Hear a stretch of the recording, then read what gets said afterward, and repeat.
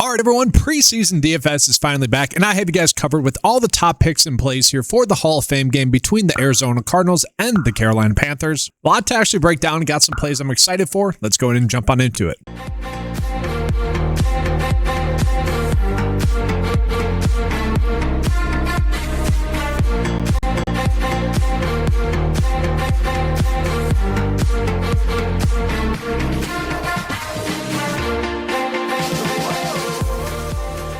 So starting out with just a quick game preview, guys, we do know what the point spread is going to be for this game right now. Carolina's going to be favored by 1.5 total points right now. Now that could end up adjusting because we did just get news that the Carolina Panthers are confirmed to be sitting their starters, which does mean that we got confirmation that Kenny Pickett is actually going to start at quarterback for the Carolina Panthers. The question that we get into is just how much will he end up playing and just how much will that second unit end up playing. We'll break that all down throughout this video. But the game total of this game does end up projecting to be 36.5 total points, which I do think ends up being accurate. My overall assessment with this game is going to be, well, we know that the Panthers are sending their starters, but I also expect Mike LaFleur, brother of Matt LaFleur, who has operated under Sean McVay, I expect him to maybe take that same approach that McVay did with the Rams, which you guys are unfamiliar. McVay is very much notorious for sitting his starters or any contributor throughout the regular season, throughout the preseason. Now, I don't know if Mike LaFleur is going to go that far, and he is a first-year head coach. He probably does want to set the tone, probably going to go out and try to win. Maybe he does end up playing his starters. But overall, this ends up being the Hall of Fame game, which is an additional game, and with that, we tend to see more backups play, and that's why we see this game total end up being as low as it is.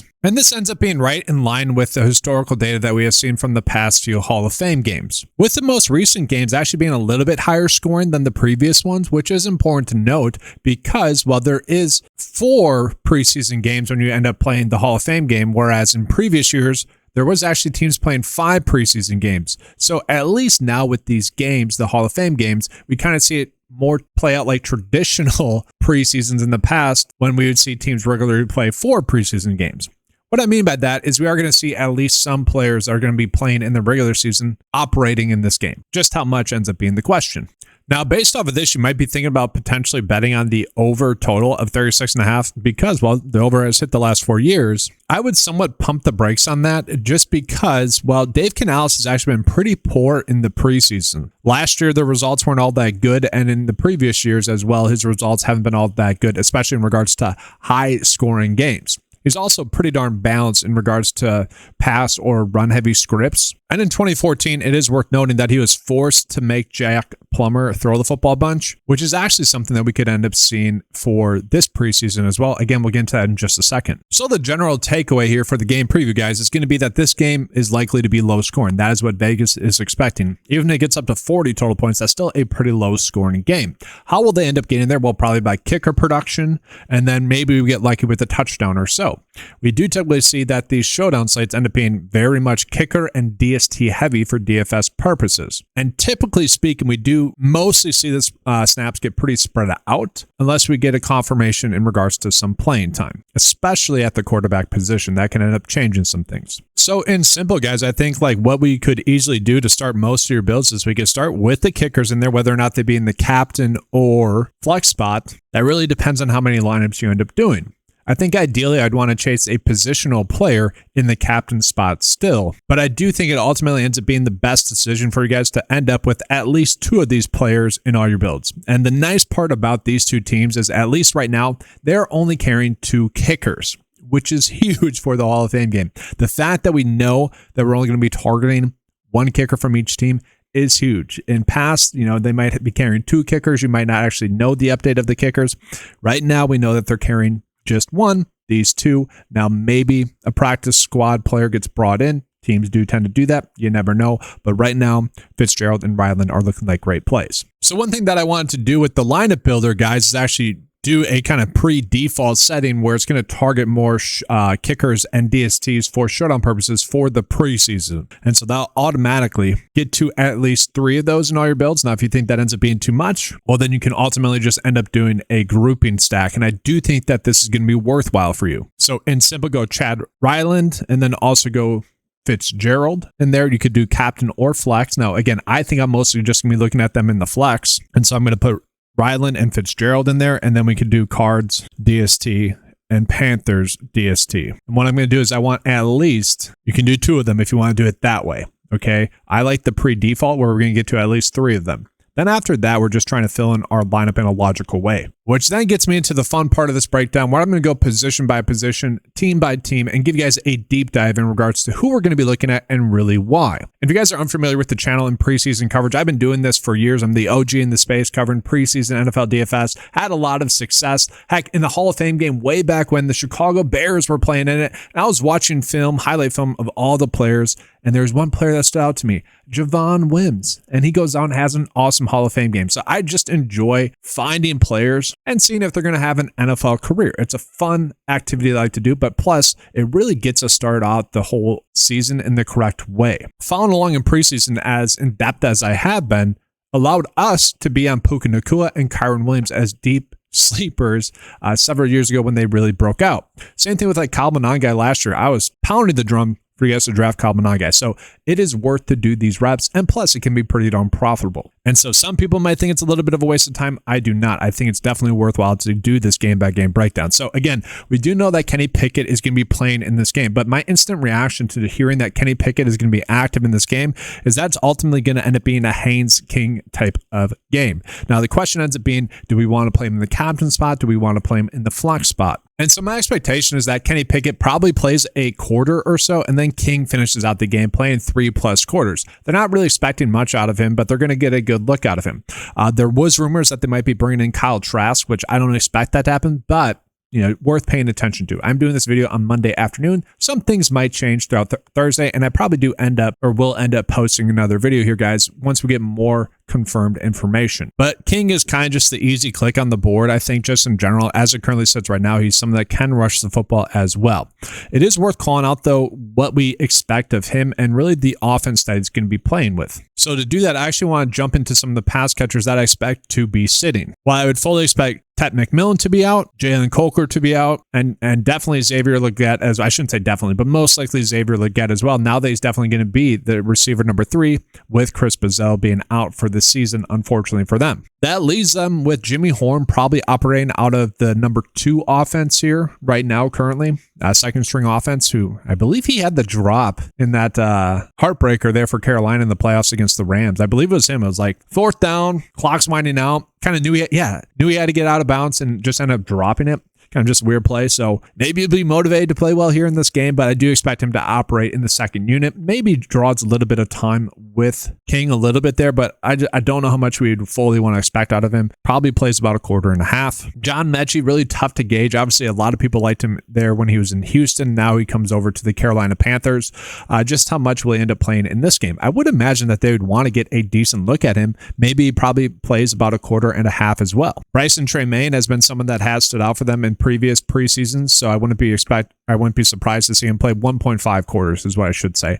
That's kind of what I'm expecting out of those 3 guys, a decent amount, where they're going to play with Pickett, but also could end up playing with King a little bit there as well. And then one player I don't necessarily expect to play much with the third stringers is David Moore.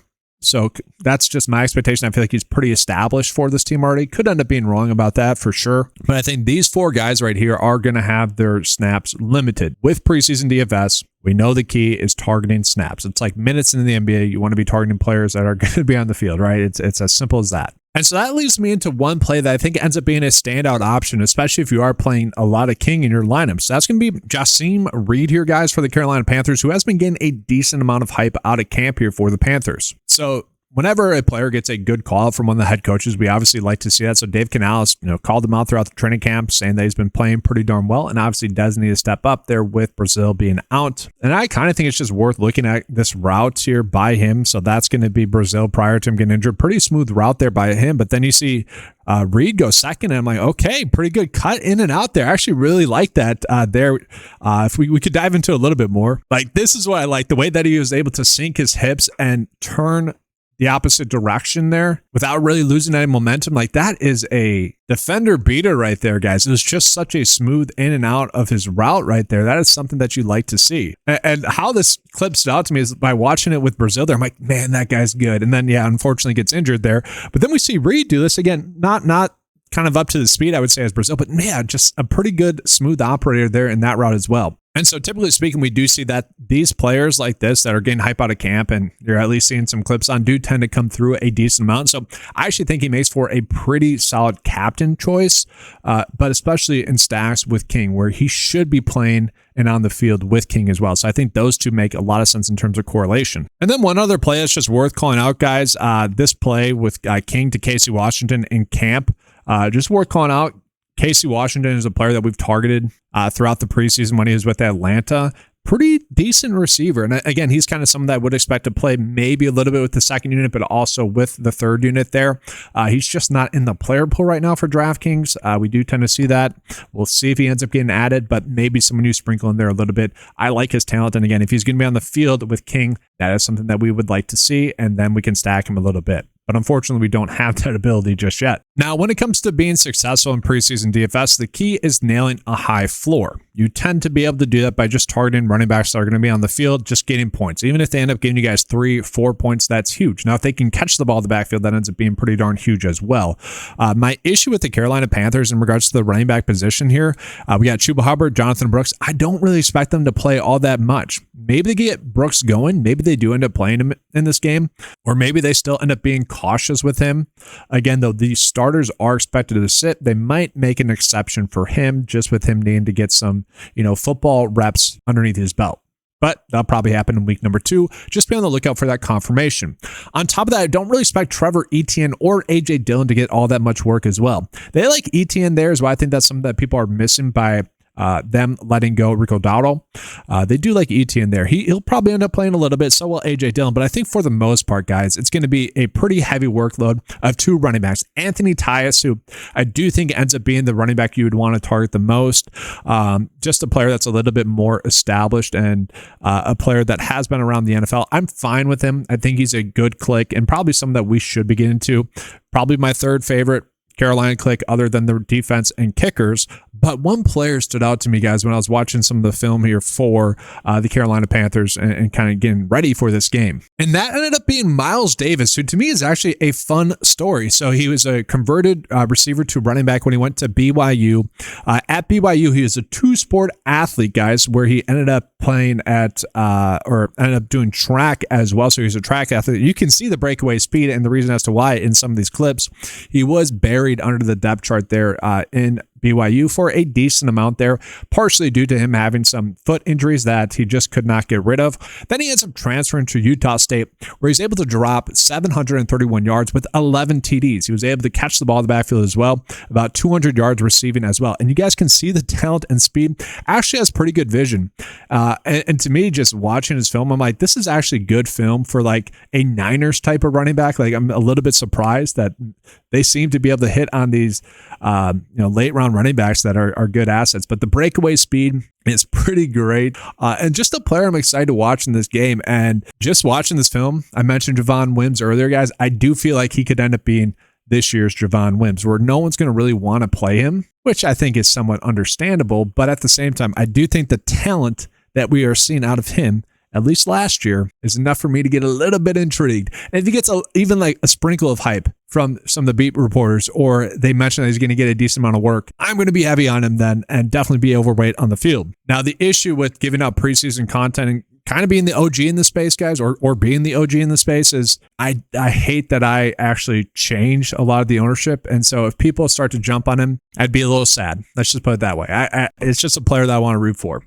But he is someone that I really like as well. So in regards to the Panthers, I think these are kind of the 4 positional players that you're going to be looking at a decent amount. And then again, the kicker and defense. It's as simple as that.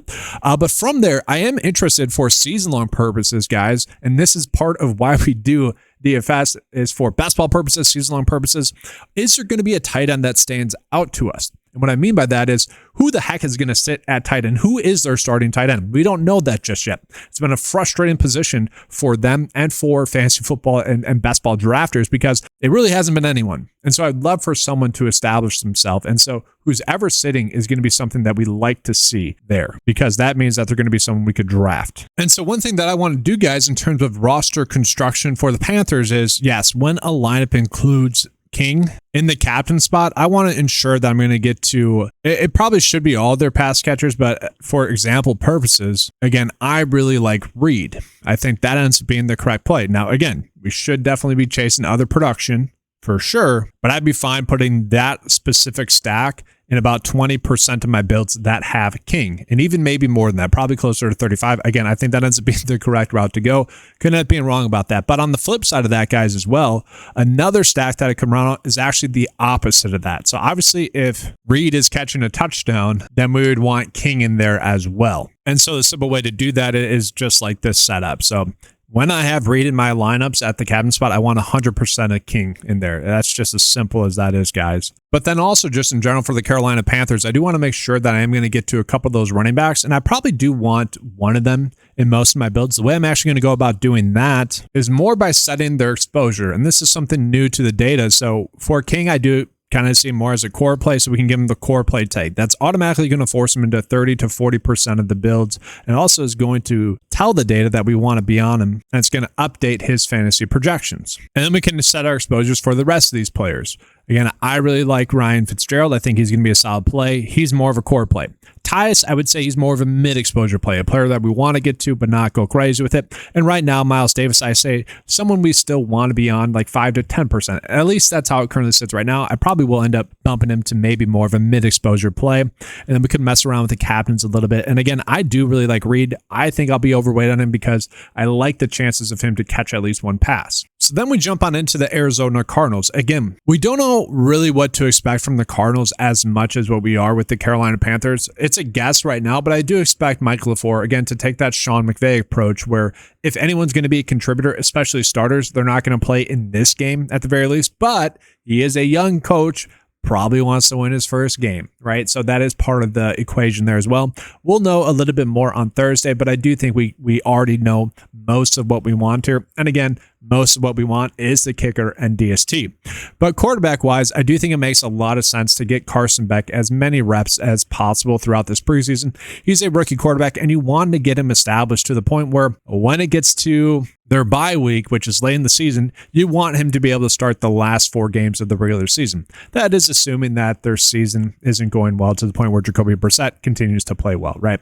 But I think the expectation is going to be that Carson Beck does end up getting a bunch of work throughout this preseason. They got an established veteran in Jacoby Brissett. They also got an established veteran in Gardner Minshew. I think there's a good chance that Beck might end up playing most of the game. And that's something that we have seen in the past as well for the Hall of Fame game, where these young rookie quarterbacks are not expected to play that much in the regular season, do end up getting a bunch of work. So he ends up being the player that I most want to get to here for the Cardinals. And then from there, again, it is taking a peek at some of his pass catchers that we want to be on. I don't want to get too much of Harrison, Wilson, or Kendrick Bourne. I think they are pretty much established. The player that I really like, guys, is Xavier Weaver, who is a very good talent for them. The former, Colorado receiver there.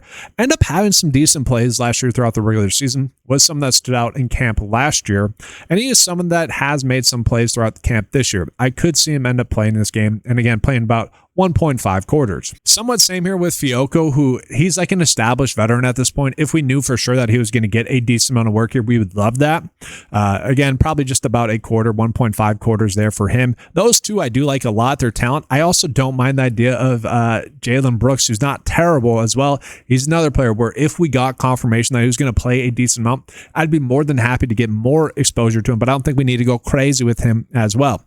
And so just going through the list, guys, there wasn't many players that I absolutely loved. Harrison Wallace goes by Trey Wallace, but he's someone that played at Ole Miss and actually stood out to me a little bit when I was watching the film. Obviously in a good offense there at Ole Miss, but just a solid player that I think they're going to want to get a good look at here in this game. A young player, so it makes sense to run him out in stacks with Carson Beck there. And in regards to like a young player that probably, I didn't really like the film too much on Reggie Virgil here, but he's someone that can get open kind of easier, like quicker, the shorter routes, which are a little bit easier to hit. Whereas like Wallace, I like more because of his big play upside. I think Virgil is someone that should be able to get you at least some points. And so you should have some exposure to him as well. But where it gets interesting is at the running back position, because one, there is a little bit of a running back battle in regards to like which players are going to have which roles. James Conner, a veteran, you wouldn't really expect him to play much here in this game. At the same time, Jeremiah Love, the rookie running back, I do expect him to play in this game, but probably just one series. How much work will they end up getting is the question as well. We saw last year, guys, Marion Hampton ended up playing in the Hall of Fame game and had minimal work. That's basically what I expect here for Love as well. On top of that, guys, we have Tyler Algier, who's pretty much an established veteran at this point. If he does end up playing, like Love, I'd expect him to probably just get one series. And so that leaves us into an interesting spot for really the last running back role here for the team, and that's between Trey Benson and Bam Knight. Now, Trey Benson is someone that I was looking at kind of some of the reports, and he has been a little bit banged up, and so we want to make sure whether or not he's going to be active. Okay, so if he ends up sitting, that creates even more value for us, and he is someone that battled through injuries last year, and maybe just doesn't get as much work as maybe some people might be expecting. So this is something to pay attention to. And also, we really don't know what the workload for him is going to be like in this game as well. He could, though, get 6 carries, and that would not be shocking, and maybe gets a catch for us as well. Remember, he did that a decent amount last year, and so he could end up being a very good click here on this slate because the playing time path does make sense. We just got to confirm that he's going to be active or not. Now, if he ends up sitting, it's actually going to be Bam Knight, who apparently has been outplaying Trey Benson throughout this camp thus far. Now, it's early in the camp, but just worth calling out. Bam Knight is a player that has been productive when he's been asked to be throughout his NFL career with the Jets and with the Cardinals. And so I don't mind him overall as a click for this slate. The thing with this is, guys, is that the Cardinals actually have a pretty good overall offensive roster in terms of their depth. And so I think if you are betting on this game, I'd probably, and again, because Mike LaFleur is going to want to win his first game, it'll be a little bit more motivated in that regard. I actually think the Cardinals to win at, they're plus 1.5. I think that's a good bet, maybe to cover the spread, win by a field goal or something like that. That I think would be the bet. Just because going through this, guys, like you look at their backup running backs compared to the Panthers, although I like the Harris guy, or sorry, Miles Davis, like Bam Knight, Trey Benson, for us to be contemplating whether or not to play Tyus and Davis versus Bam Knight and Trey Benson, like that should stand out to you guys, right? Or Carson Beck compared to King. Like I would take Beck over that. I would take Knight and Benson. So that's why I like the idea of being on the Cardinals to win this game. Worth calling out, it is also me trying to force a bet because I'm going to be paying attention to this game because I love preseason DFS and, might as well get another avenue of action and that ends up being on the Cardinals to win. But then that leaves us with one of the better leverage plays from last year throughout the preseason was Corey Kiner, who we were absolutely on. I forget which game it was. I think he ended up scoring a touchdown or just being very solid overall for us on a slate. So he's someone that did stand out last year in the preseason for San Francisco. And he is someone that I think in regards to overall snaps and probably production in regards to carries, Kiner will end up being the player that gets the most work. That being said, again, talent-wise, I do think it is Trey Benson and Bam Knight much better. And so, although, again, I kind of think Algier, Love first 2 series, and then, maybe Trey Benson and probably some of Bam Knight for that whole rest of the first half. And that actually could end up being Kiner for the whole second half. And so I do think he ends up being probably the most appealing, especially if we get news of Benson potentially sitting. That would be huge. And then Kiner ends up being better. But for now, I kind of value those 3 running backs as all the same. And if I had to choose, it probably would be Kiner just a little bit more so than anyone else. And so then when we go through like the plays that we want to be on there for Arizona, again, their kicker, obviously we like a decent amount. Flex-wise, I do see him more as a core play there. Obviously, as I mentioned, a decent amount there. And then Cardinals DST, I don't know if I necessarily want to be on them in the captain spot, but flex-wise, they're going to end up being a core play. And let's actually just, for clarity purposes, let's just look at flex. And so Carson Beck, I do think is definitely someone we want to be looking at as a core play here in this game. Not as much so as King as it sits right now, because again, King, a runner, and also just someone that should be playing most of the game there for Carolina. Then from there, we still got to get news on Trey Benson. I'll put him at 5% for now, even though, again, I do think he's going to be someone we want to be looking at. And then Bam Knight, about 5 to 10%. And then Corey Kiner, I like him a little bit more, 15 to 20%. Let me jump on into the receivers. Again, I really like Harrison Wallace. I'll probably be a little bit overweight on the field than him. Maybe a core play, maybe a high exposure play. I do think he ends up being someone we want to be targeting. And then all these receivers, guys, again, if Fiocco is going to be playing, I do like him.